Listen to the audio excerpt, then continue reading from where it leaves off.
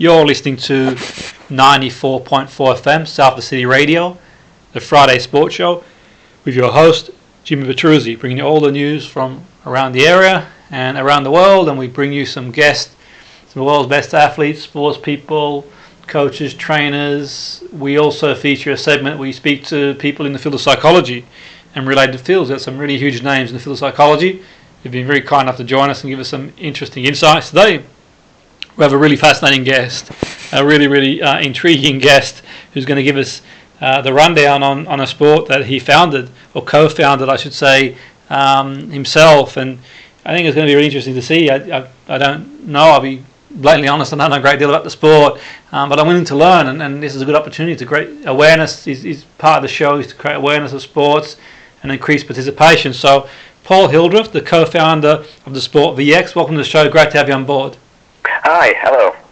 Paul, it's really interesting. I mean, VX, for our listeners, I mean, some may have heard of it before. I haven't, only sort of seen only a few snippets here and there. But tell us a bit about the sport, VX. What does it involve? What exactly is it? Okay, well, first of all, the BBC called it the best sport you've never heard of. Wow.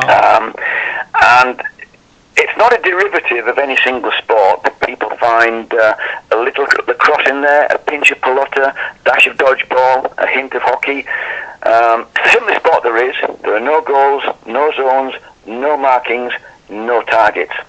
It can be played as a team game, 5-on-5, with 5 balls, as doubles, i.e. 2-on-2, in a squash court with 4 balls, or as singles, in a squash court, 1-on-1, with 3 balls. Each player carries a V-sticks, which is a control bar with a throw catcher on each end. And you score points by hitting your opponents with the sports balls. The tennis ball size, but they're softer. That scores 1 point. And if you catch an opponent's throw, you score 3 points. But unlike dodgeball, you're not in 2 halves. Once the balls are kicked in, you can go anywhere. And if you get hit, like I say, target area is shoulders to feet. Any ball that touches you between shoulders to feet counts as a point against you. You're not out. Stand still, put your hand up, look at the referee. Referee will point at you, say, play on, record the point, and off you go. So there are no stops. So it seems like quite a free-flowing sport. I guess the interesting thing is, for me, Paul, it's like, obviously, there's a lot of sports out there. Many sports you can sort of trace back, even hundreds of years before they perhaps became more officiated in some respects. But what's it sort of take to come up with a sport, to found a sport? I mean, I find it really intriguing that you sort of create a sport on its own. I mean, how did that sort of come about? How do you come up with a new sport? Well, I'm going to disappoint you, Jimmy, because it was just serendipity. I had a not very successful technology transfer company. I helped people bring new products to new markets. And one of my clients rang me one day and said, what do you think of this? And as he described what he had in his hands, I got totally the wrong end of the stick and imagined people running around with this device that he was holding, pulling the trigger, firing tennis balls and hitting each other, like paintball with tennis balls. Yeah. And when I saw him the following week, it was nothing like that whatsoever. But we got the idea of chucking balls at each other, and so we took what he'd got and just totally refined it, slimmed it down, and then built on the idea of throwing balls at each other. Wow. And then the rules came in, and it was trialled and developed and refined over a period of time. Wow, that's incredible. And how long has it been around, Paul? How long has the sport been, in existence in terms of? It was launched in 2006 at the Sports Colleges Conference, and since then it went into in the days of the school sports partnerships.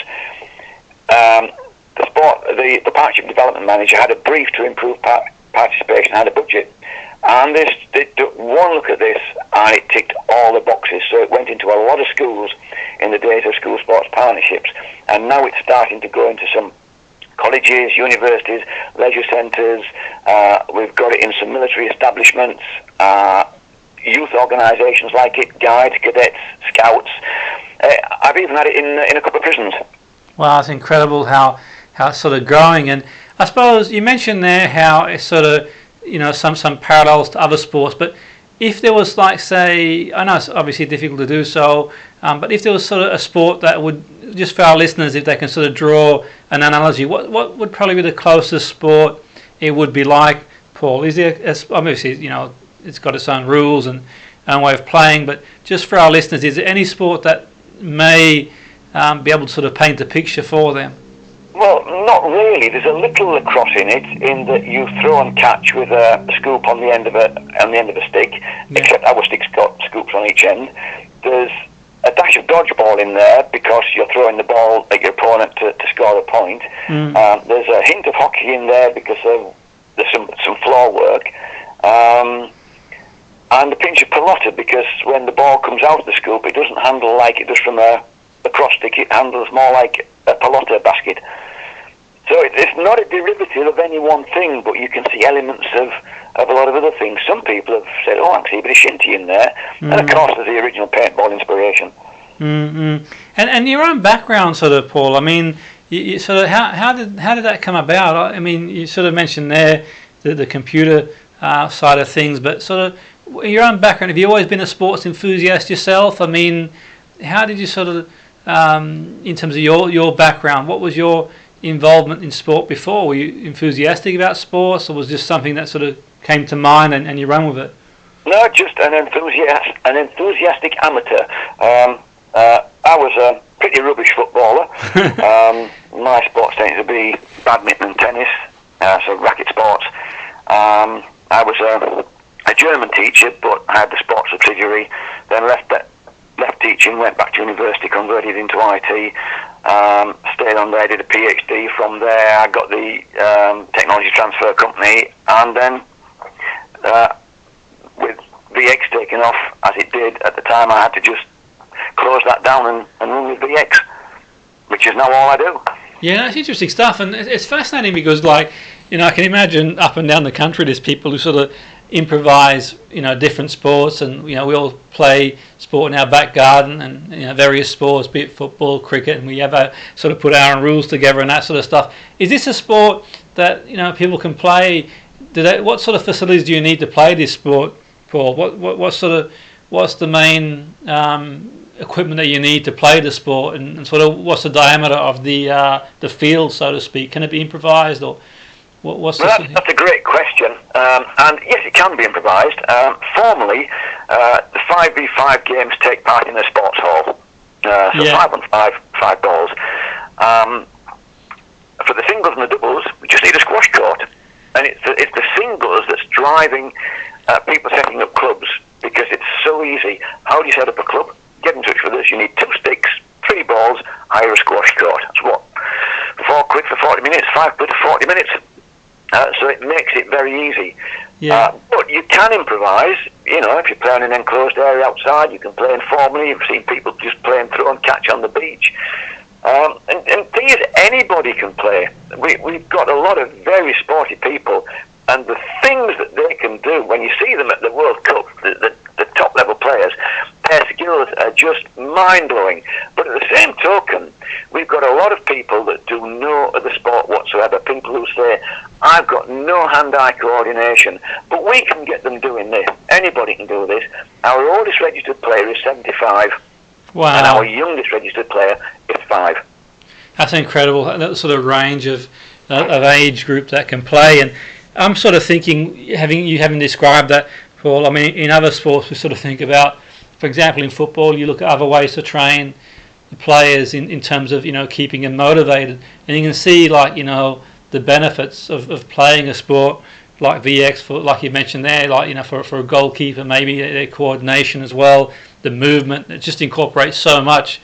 You can see other sports, possibly having a game just to sort of, keep the motivation going and do something different. Have you found that people have contacted you from other codes to sort of see more and know more about what you do? Yep, absolutely. We've got hockey coaches, lacrosse coaches, rugby coaches, football coaches, and they use this for fitness, reaction, speed, hand-eye coordination, spatial awareness, and fun. Absolutely, that's the main thing too. They enjoy it. And you mentioned the World Cup there, Paul. That's really interesting stuff. I mean, How often is how many World Cups has there been, and how often do they run, and who participates? Right, well, we have a Team World Cup, which is every 4 years. But the big one is the Singles World Cup, because, like I say again, it's the singles, it's called V2, which is really driving the growth of the sport, because with singles, it's easy to get club set up, it's easy to get league set up, it's easy to get a game set up. And I think we had our first V2 World Cup in 2012, and this is annual. The Singles World Cup is annual, and we have 3 categories now. We have Youth World Cup, which is age 14 to 17. We have the Senior World Cup, which is 18 plus, and we now have the Masters World Cup, which is age 40 plus. Yeah. And to show how it's growing internationally, 27 was in Italy, 2018 was in India, 2019 was in England again, and 2020 should have been in Hong Kong, but with COVID it hasn't happened. That's been knocked back to August 2021, Hong Kong, and then hopefully 2022 in Scotland. That's amazing.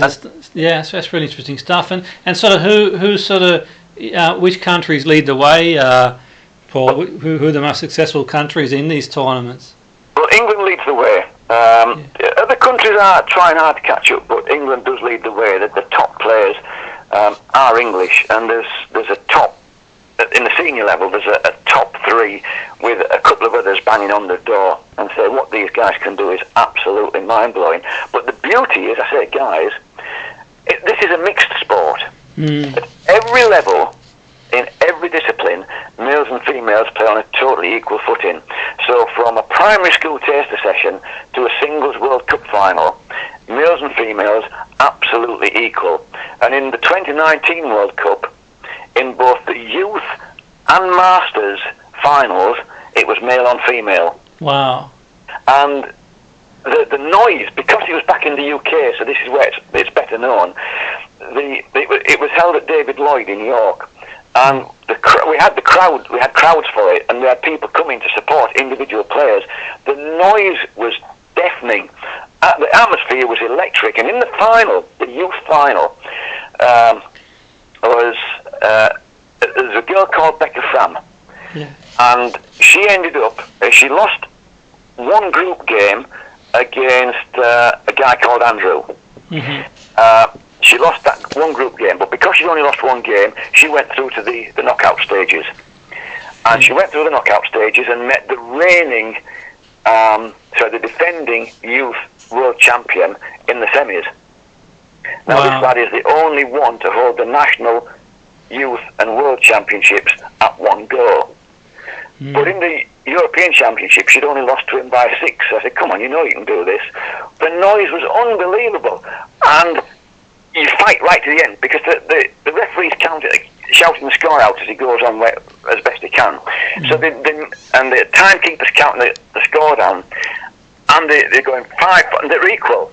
Becca and Oliver are equal, and the score's counting down. They're both going for it, and she hits one right on the whistle to win that by 1 point, and she's in the final. And what does she meet in the final? Andrew Davidson, the lad she lost to in the group stages. Well, I mean, she was on a high now, and she really went for him. She went for him so much in the second half. She was up in the second half. He was on the floor, gasping for breath with an asthma attack in the second half. Wow. Had to go off. He was off for about 5-10 minutes to recover. Came back on, and we thought, Becca's going to have lost her momentum now. And Andrew's got his breath back. And so he really went for it. What a fight. And she won by 3. She won by 3 in the end. We've got another female world champion. Absolutely amazing. Wow, that's incredible, that. And so in terms of sort of names in the sport, you mentioned there sort of a couple of people in the sport. Do you sort of have the equivalent of, say, a Lionel Messi or Ronaldo in the sport? Or are there any sort of, stars within the sport itself? Yeah, in the seniors, I'd put the top 3, Scott Snowden, Tom Hildreth and Carl Alsop. Yeah. And then knocking on the door, there's Dan Raper, who's a Royal Navy Top Gun. Yeah. And Matty Horsfield, and then just bubbling around there, Charlie Ford and Tom Burgess. And what these guys can do, it's so exciting. At that World Cup, the atmosphere was just unbelievable. For the Masters too. There was a lass age 60 playing a guy who was almost 50. Wow. And the noise was just unbelievable. I couldn't believe it. Never known anything like it.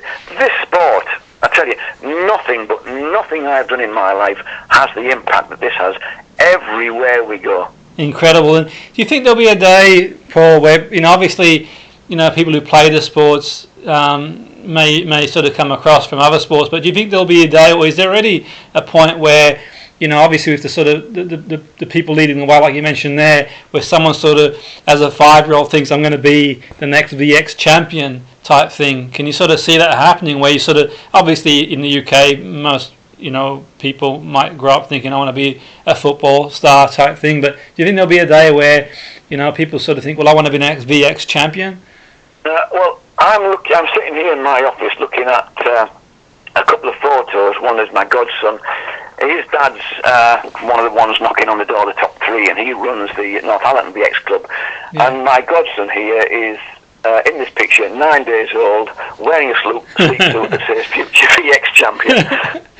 Yeah, that's amazing, really. And so most people who play VX, do they come from other sports and sort of join and just love it, or how does it generally work? Have you had people who just come along who haven't been sports people at all and just thought, what, this looks interesting, and have a go?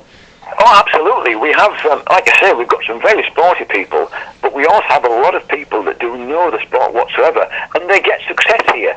I'll give you an example of one little lad. He joined us at 5. And I got a message from his mum a couple of years later saying, thanks for this, it strikes again, he's always getting himself ready for this, he loves this. And then a year after that, we were going down to the Scunthorpe VX Club, and she was in the minibus with us, and she said, he's just been diagnosed this week with dyslexia and dyspraxia. He scored 0.5% on one of the scales. She said, he tried cricket once. He lasted 1 session. Wow. He tried football once. He lasted 2 weeks. In his primary school, there are 7 boys in his class. If he ever gets picked for anything, they put him in the girls' team. He is never picked for the boys' team. Every week, those 6 boys go to Gifted and Talented. The message to this Ben is, you're not gifted, you're not talented. But he comes to you every week, week in, week out, and gets himself ready. He even won, I think he won a runners-up medal in a doubles competition, and he got medals for, awards from the club, and he was with us until he was 12 and the family moved away. Yeah, I'm guessing as well, Paul, it's almost like the atmosphere, it seems like a really friendly atmosphere in that environment, really. It seems like, like a communal type atmosphere. Is that the case in terms of people sort of join and they get to know people, and it has a knock-on effect too in that respect too? Well, we like to try to work towards that. The 4 cornerstones of the sport are honesty, integrity, sportsmanship and respect, and we like to think that runs right through the sport. It's important, so we do try to encourage that, yeah. And what way do you sort of see it going in terms of, is it possible one day, do you think, for the sport to be, I know obviously, I know obviously there's, many sports try, the Olympics and so on and so forth, but do you think realistically one day it can be an Olympic sport or Commonwealth Games sport, or do you think there's a possibility? Yes, but probably not in my lifetime. Yeah. I think before then probably something like, it would be ideal for the Special Olympics. We have a long way to go before we meet the criteria for being considered for Olympics, because you've got to be on 4 continents, which we are, but in 75 countries, which we are not yet. And all of those 75 countries have to be competing at national championship level. And that's before you can even be considered. I can't see that happening in my lifetime. But what we are trying to do is we are trying to build a legacy for this thing to just grow and grow and grow. And obviously it's important to you, Paul. I mean, for yourself, I mean, what's sort of your vision for it? Where would you like to see this sport go long term? Your own vision for it, all things being well, and what would be a vision for yourself for the sport? I would like to see it as an Olympic sport. Like I said, I don't think I personally will see it, but I'd like to think that it would get there at some point. I'd like to see it standing on its own feet. At the moment, particularly with COVID. I mean, COVID has hit us very hard, and we're probably going to have to start over again in the new year. But I like to see. I want to see it spread internationally. India are going well. Hong Kong are really going well with it. Africa, it's getting a real boost in Africa. Uganda and Kenya at the moment, and they want to push it into Tanzania and Rwanda and Zimbabwe. So yeah, I'd like to see more. I'd like to see it growing more in Europe. And how's the reaction in some of these places to you, Paul? I mean, you must be seen as sort of obviously yourself and being the co-founder. And what's the reaction like with some of the participants around the world? I mean, you must get a buzz really to think that you've sort of been a co-founder, instrumental in this sort of sport. It's a very strange feeling, and at last year's World Cup, when we had youngsters, adults, all ages, and we had them there from, like I say, Hong Kong, India, Africa, all these different nationalities, and I looked round and there was such a buzz. This is why we do what we do. Absolutely. And do you need to sort of, in terms of training for this sport, in terms of, I suppose everyone will have their own training method, but do you sort of have any specific training that you would do, or the people that you work with do, to get in the best shape possible for this sport, for the VX? The top guys do a lot of fitness. Yeah. They are supremely fit, and they train together a lot on technique, and they will get together, the three of them. They're close friends, and they will go and handle each other in the squash court, and they will focus on catching perhaps, or they will focus on blocking, and they set up different game scenarios where you get different points for different skills, just for training thing. We have a basic coaching manual which needs updating. We've got a manual written for the level 1 coaching course. There's one on its way for the level 2 coaching course. We've pulled a whole lot of training drills together that the England coaching staff use, and we're going to be trying to put that together into an e-book as well, so that can be released. Because people are pushing the boundaries all the time, and they're developing new techniques all the time. Like Matty that runs the North Island Club, he's developed a new catch which I can't do. That's amazing. That's really interesting. So, and yourself, Paul, have you ever been beaten in the sport yourself? I mean, are you undefeated in the sport? I suppose you're co-founder. You could always change the rules if you find yourself in a situation where you're up against it. I mean, how's your own participation in the sport gone itself? I retired from formal competition after the World Cup in India. Because, I mean, okay, the younger lads, if I compete against the lads in the seniors, I mean, I'm in my 60s now, and if I'm competing against Tom and Carl and Scott, well, yeah, I love it. It's great fun, but I'm never going to get anywhere near them. But I competed in the Masters. Wow, that's incredible. That I mean, that must be a buzz really to think that you sort of create a sport, co-found the sport, a legacy that leaves. That's an amazing thing. And in terms of the community around here, Salford, obviously this sort of we get listeners from around the world, so to speak, but predominantly the sort of the listeners are Salford. It's a proud community, sporting community. If anyone listening is thinking, I'd like to get involved, I know obviously sort of at the point of this recording we're sort of in sort of lockdown, or coming out, I believe, of lockdown in some respects on the 2nd of December, but I don't know the full implications of that. But just generally speaking, Paul, if anyone sort of listening thinks, what, I'd like to get involved and play, is there anything that they can do? Is any sort of way that you can signpost them anywhere? Yes, I'll give you a couple of things. First of all, you can get to us through www.vxinternational.com. And the English NGB is hosted in Atherton, Greater Manchester. Well, that's on it. Absolutely, yeah. And the guy there is a great guy. He's called Ian Crosby, and his email is ian@vxengland.org. Yeah, and absolutely. That's not too far away from here as well. That's amazing stuff. So all they got to do is either drop an email or get on the website, and then they can sort of take it from there and sort of go from there, and sort of in terms of the involvement in the sport, if someone is playing a different sport, are they okay to sort of generally speaking, I know you can't speak for their organisation, but in terms of you guys, can they also play other sports as well if they register playing with you guys? In terms of how does that work, Paul? Say if they're, for example, playing football for a team, not a pro team, maybe just an amateur team, for example, are they okay to sort of continue playing both if they register with you guys? Oh, absolutely. Yeah, I mean, Scott, for example, he plays a lot of football, and he's at the top. He's on the top level of our sports. Yeah, and he's now part of the England coaching staff as well. So yeah, absolutely no problem there. Yeah, absolutely. And I'm sure there's sort of people listening as well from different sports. For example, you mentioned before hockey, football, rugby, even, and many other sports. Thinking this might be useful for us to do in training. What's the protocol there? Sort of, Paul, if say a team, for example, a coach listening of a football team wants to integrate this in training, what do they do? Do they get in touch with you guys and find out more and get a more in-depth understanding of the rules and so on and so forth? Yeah, basically get in touch and we can help and advise how to go about it, the basics that you need to do.